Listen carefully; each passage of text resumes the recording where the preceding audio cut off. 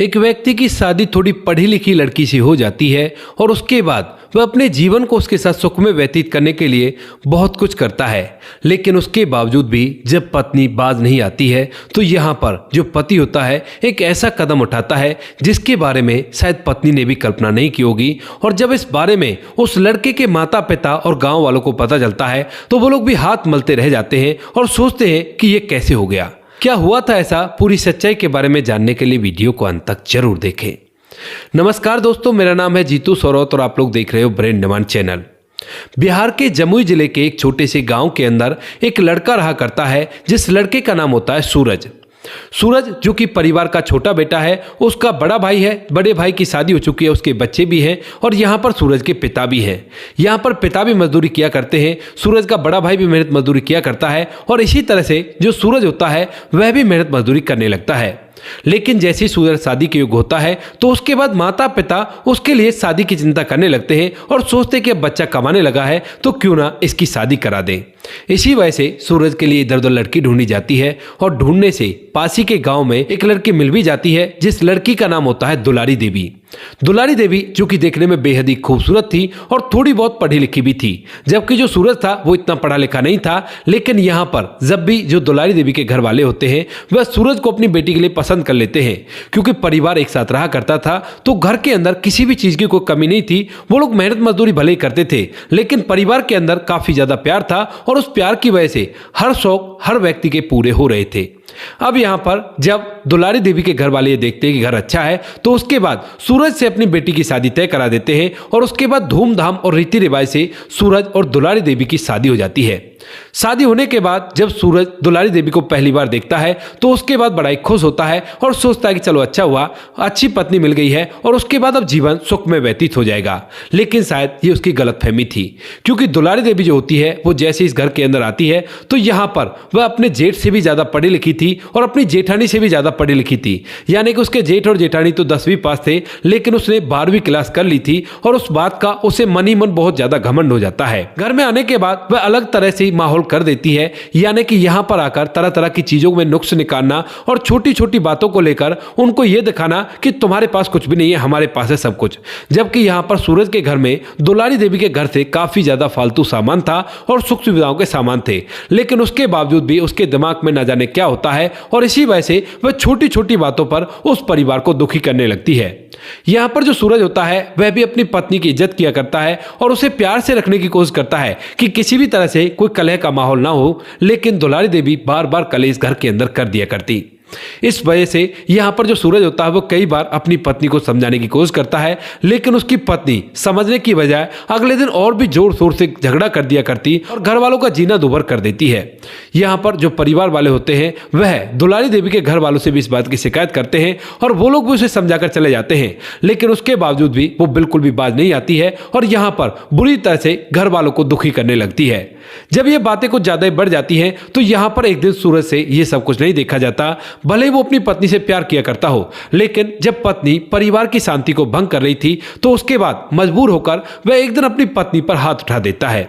अब जैसे सूरज ने अपनी पत्नी पर हाथ उठाया था तो उसके बाद यहाँ पर जो पत्नी दुलारी देवी होती है उसे पढ़ाई लिखाई का घमंड था और उसके बाद वह उन लोगों को धमकी देने लगती है। कहती है कि देखो अब तुमने मुझ पर हाथ उठाया ना, अब देखो मैं पुलिस को बुलाती हूँ और तुम लोगों के साथ क्या क्या करवा देती हूँ। यहाँ पर जब ये बातें होने लगती है तो सूरज का जो पिता होता है वह यहाँ पर उसके घर वालों के पास फोन कर देता है, यानी कि दुलारी देवी के मायके वालों के पास, और वो लोग फौरन से यहाँ पर आते हैं और यहाँ पर आने के बाद इसको समझाने लगते हैं। 2020 में इनकी शादी हुई थी और 6 महीने बाद ही यहाँ पर दुलारी देवी ने परिवार को वो सारी चीजें दिखा दी थी जिन चीजों से अब तक वो काफी ज्यादा दूर थे। यानी कि उसने पुलिस को बुलाने की धमकी भी दे ली थी और साथ में ऐसे ऐसे कानून परिवार वालों को बता दिए थे जिनके बारे में उन्हें पता ही नहीं था। और यहाँ पर जो उसकी जेठानी होती है वो भी सोचने लगती है कि सच में ही महिलाओं के लिए इतने कानून बने हुए हैं। इस बात को सोचकर वह काफी ज्यादा हैरान हो जाती है। इसके बाद यहाँ पर फिलहाल तो जैसे तैसे राजीनामा हो जाता है, लेकिन उसके कुछ ही दिनों बाद दोबारा से जो दुलारी देवी है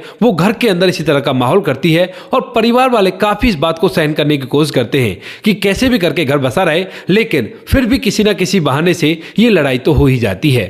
अब जैसे ही परिवार के बीच में झगड़ा होता है तो उसके बाद दुलारी देवी अब पहले से भी ज्यादा बढ़ चढ़कर परिवार को पुलिस थाने की धमकी देने लगती है, पुलिस बुलाने के लिए बोलने लगती है। तो इसके बाद यहाँ पर जो परिवार वाले होते हैं वह जब ये बात देखते हैं तो उसके बाद कहने लगते हैं बेटी ऐसा मत कर, अगर तुझे किसी चीज की कमी है तो उस बारे में बता, क्या कमी है यहाँ पर। तो यहाँ पर दुलारी देवी कहती है कि यहाँ पर लाइट नहीं आया करती और मैं तो शहर में रहूंगी और ना ही तुम्हारे पास इतने पैसे हैं। मेरा पति मजदूरी कमाया करता है और इस मजदूरी से क्या होगा, अगर एक बार मार्केट जाते हैं तो ढेर सारे पैसे खर्च हो जाते हैं। अब समय 2020 का था और 2020 में जो मजदूरी मिला करती थी उसके मुकाबले में वो काफी ज्यादा खर्च कर दिया करती थी। अब इन सभी बातों को सूरज भी सुन रहा था, सूरज के घर वाले भी सुन रहे थे और यहाँ पर जो सूरज के घर वाले होते हैं वो एक ही चीज का निष्कर्ष निकालते हैं, कहते हैं कि बेटा तू ऐसा कर, अलग हो जा। लेकिन यहाँ पर सूरज परिवार से अलग होने से मना कर देता है और तभी यहाँ पर सूरज का पिता कहता है कि बेटा ऐसे अलग होने के लिए नहीं कह रहे, तू ऐसा कर अपनी पत्नी को लेकर शहर में चला जा और वहां पर ये रहेगी तो इसको ना तो कोई दिखेगा और ना ही ये किसी से कुछ कहेगी, वहां पर इसे रख ले और सुना है शहर में ज्यादा मजदूरी भी मिला करती है तो तू वहीं पर मजदूरी कर लेना और वहीं से अपना गुजारा कर लेना।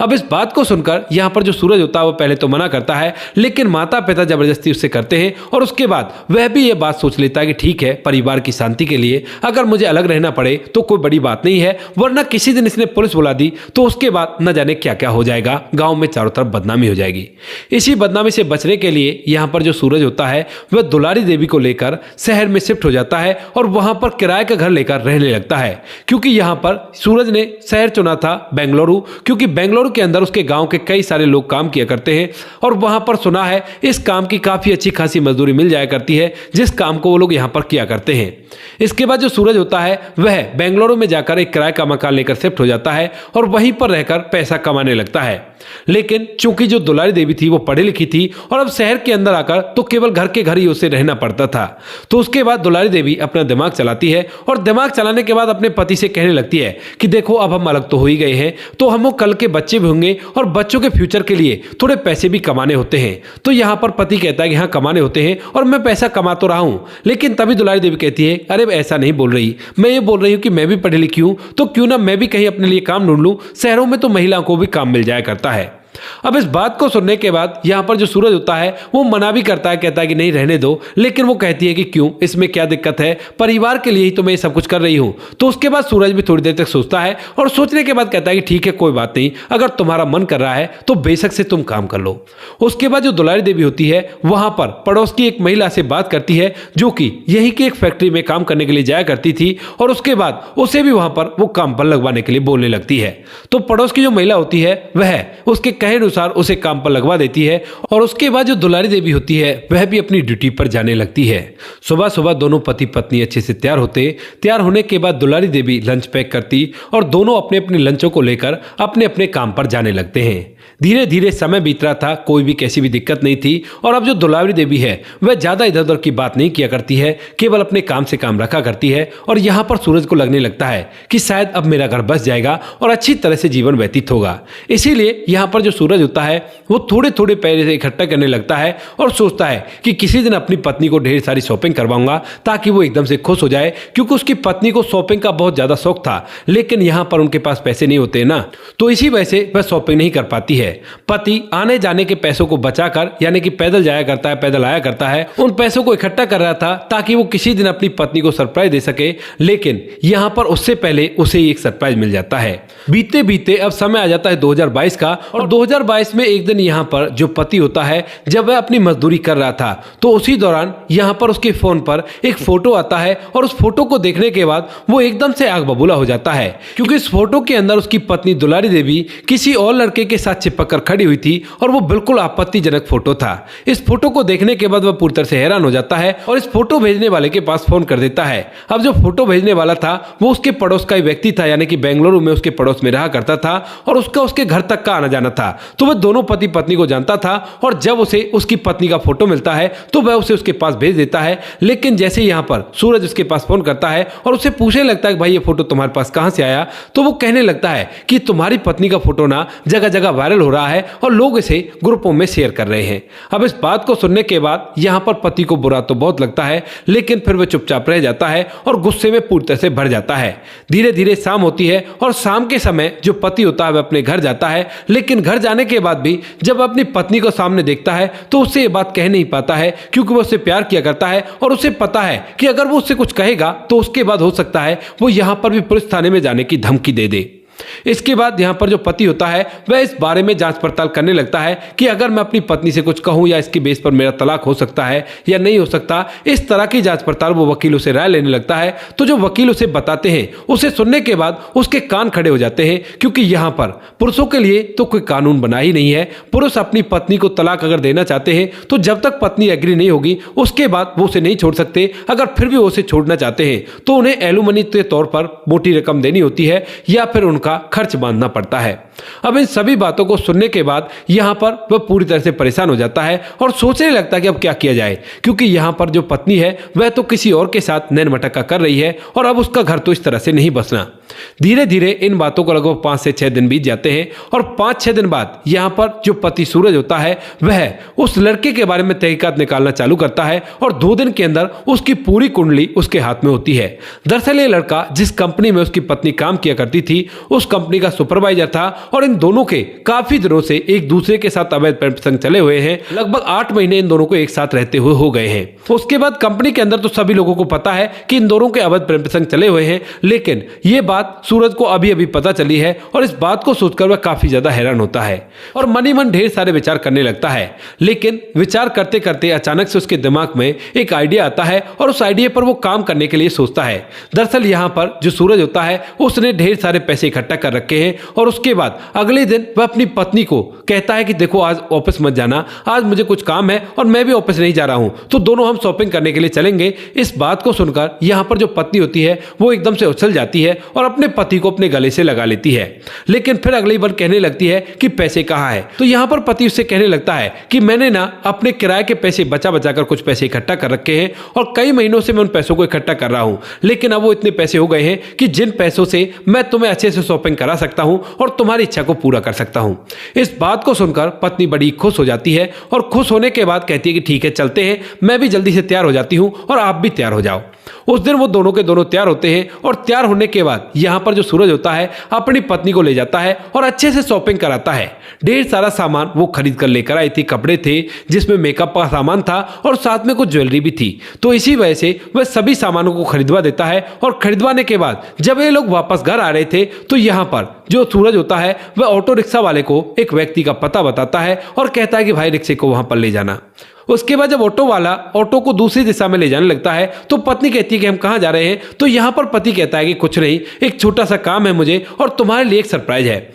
इस बात को सुनकर पत्नी खुश हो जाती है और देखने लगती है कि हम लोग कहाँ पर पहुंचते हैं। धीरे धीरे ये लोग एक घर के सामने पहुंच जाते हैं और वो घर सूरज की पत्नी दुलारी देवी के लिए भी अनजान था। और उसके बाद यहाँ पर जो सूरज होता है वह अपनी पत्नी से उतरने के लिए कहता है और कहता है कि चलो इस घर के अंदर चलना है, यहीं पर मुझे कुछ काम है और यहीं पर तुम्हें तुम्हारा सरप्राइज देना है। ऐसा कहकर यहाँ पर जो सूरज होता है वह अपनी पत्नी को उतारता है, साथ में उसके सारे सामान को उतारता है और कहता है कि सामान को अंदर ही ले चलो, अंदर ही चलकर बात करते हैं। इसके बाद यहाँ पर जो सूरज होता है जाकर उस घर का दरवाजा खटखटाता है और जैसे ही वो दरवाजा खटखटाता है तो अंदर से एक महिला दरवाजा खोलती है और पूछने लगती है कि आप कौन हो। तो यहाँ पर जो सूरज होता है वो कहता है कि बाहर से ही पूछ लोगे क्या, घर के अंदर तो बुलाओ, मैं अपने परिवार के साथ आया हूँ, कोई चोरों चक्का तो होगा नहीं। इस बात को सुनकर जो महिला होती है वह असमंजस भरी निगाहों से उसकी तरफ देखने लगती है, लेकिन फिर वो सोचती है कि शायद कोई हो सकता है जानने वाला हो मेरे पति का। तो इसी वजह से वो महिला उन्हें घर के अंदर ले जाती है। घर के अंदर जाने के बाद उन लोगों को एक जगह बैठने के लिए कह दिया जाता है और यहाँ पर बैठने के बाद जो वह लड़का होता है सूरज, वह उस महिला को, जो महिला उन्हें घर के अंदर लेकर आई है, उससे बात करने लगता है और कहता है कि देखिए ये मेरी पत्नी है जिसका नाम दुलारी देवी है और मैं इसका पति हूँ। ये जो मेरी पत्नी है वो आपके बेटे सिकंदर से प्यार किया करती है और उसके साथ ये शायद खुश रहेगी क्योंकि इन दोनों का एक फोटो है। ऐसा कहकर वो मोबाइल फोन से वो फोटो उस महिला को दिखा देता है और इस फोटो को देखने के बाद यहाँ पर जो सामने महिला बैठी हुई थी वो काफी ज्यादा हैरान हो जाती है। लेकिन तभी यहाँ पर जो सूरज है वो कहता है कि आप चिंता मत करो, मैं यहाँ पर कुछ बखेड़ा करने के लिए नहीं आया हूँ, मैं तो केवल इसलिए आया हूँ कि जब आपके बेटे को मेरी पत्नी पसंद है तो मैं अपनी पत्नी को तुम्हारे पास ही छोड़ देता हूँ और यहीं पर वो उसी के साथ रह लेगी और उससे मैं खुशी खुशी शादी करवा दूंगा। ना तो मैं इस बारे में कुछ कहूंगा और ना ही कोई आगे बात ऐसी बढ़ेगी जिस बात से आपको कोई परेशानी हो सके।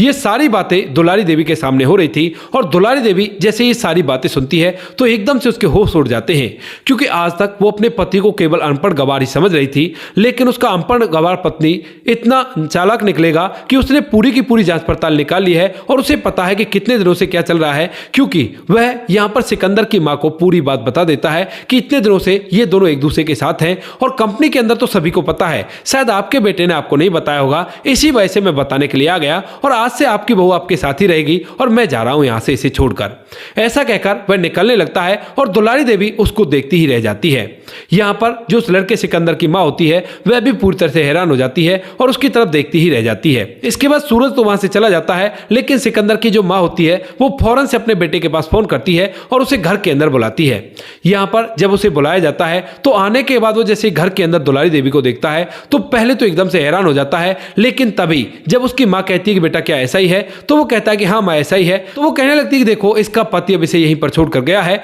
और कह रहा है कि तुम इससे शादी कर लो, उसे कोई भी आपत्ति नहीं है। इस बात को सुनकर सिकंदर भी कंफ्यूज हो जाता है और सोचने लगता है कि आखिरकार उसे क्या करना चाहिए। लेकिन यहाँ पर फिलहाल दुलारी देवी घर के अंदर थी और यहाँ पर जो सिकंदर होता है वो काफी दिनों से प्यार के वादे और कसमें उससे खा चुका था और इसके बाद मजबूरन उन दोनों को शादी करनी पड़ती है। यहाँ पर जो सिकंदर होता है वह सूरज को फिर से बुलाता है और सूरज के सामने ही दोनों की शादी की जाती है। लेकिन शादी होने के बाद जब दुलारी देवी इस घर के अंदर रहने लगती है और ये बात गाँव में पता चलती है सभी लोगों को, यानी कि यहाँ पर जो दुलारी देवी होती है उसके घर वालों को और साथ में उसके ससुराल वालों को, तो सभी लोग इस बात को सुनकर हाथ मलते रह जाते हैं और सोचते हैं कि ये हुआ तो हुआ क्या और इस लड़के ने किया तो क्या किया। लेकिन यहां पर जो सिकंदर होता है पूरी बात को सभी लोगों को बता देता है। जैसे को उससे पूछता है कि भाई तूने ऐसा क्यों किया, तो वह सभी को बता देता है कि यार इस तरह से 8 महीने से वो उससे प्यार किया करती थी, तो भला इसमें मैं बीच में क्यों रोड़ा बनता। वैसे भी आजकल का समय काफी ज्यादा खराब है, तो इसी वजह से मैंने अपनी इच्छा से उससे उसकी शादी करा दी, वो उसी के साथ खुश रहे, क्योंकि उसकी वजह से मैं अपने घर को भी छोड़कर चला गया।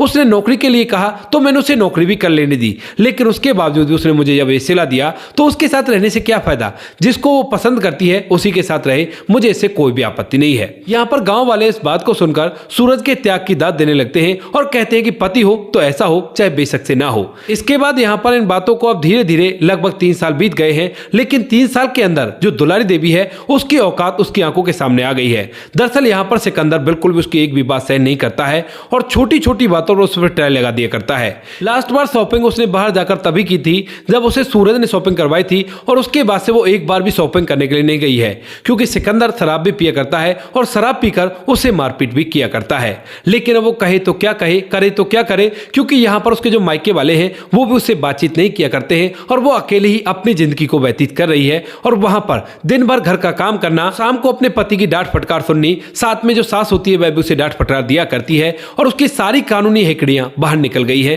क्योंकि यहां पर सिकंदर को उसने खुद ने चूज किया था और सिकंदर ने उसे सब कुछ दिखा दिया था। तो दोस्तों ये थी आज की कहानी, जहां पर एक लड़की ने अपनी मनमानी की और उसके बाद उसे ऐसा नतीजा भुगतने को मिला जिसे भुगतने के बाद अब वह किसी को भी ये सलाह नहीं देगी कि कानून के बारे में घर वालों को बताया जाए। इधर यहाँ पर जो सूरज होता है वह अपनी जिंदगी को मजे से जी रहा है, कोई भी कैसी भी परेशानी नहीं है। बाकी आप क्या कहना चाहते हो इस कहानी के बारे में, आपकी जो भी राय कमेंट सेक्शन में लिख सकते हो, लोगों के साथ शेयर कर सकते हो। वीडियो अगर अच्छी लगे हो तो वीडियो को लाइक और चैनल को सब्सक्राइब जरूर करें, ताकि हमें थोड़ा सा हौसला मिल सके आप लोगों के लिए ऐसे अच्छे वीडियो बनाने के लिए। इन कहानियों को सुनाने का उद्देश्य किसी को परेशान करना बिल्कुल भी नहीं है। ये कहानी आपको इसलिए सुनाई जाती है ताकि आप लोग इन कहानियों में से कुछ ना कुछ सीख सको और अपने जीवन में उस चीज को अप्लाई कर सको। मिलते हैं किसी नेक्स्ट वीडियो नए टॉपिक के साथ, तब तक के लिए जय हिंद, जय भारत, जय हिंदुस्तान।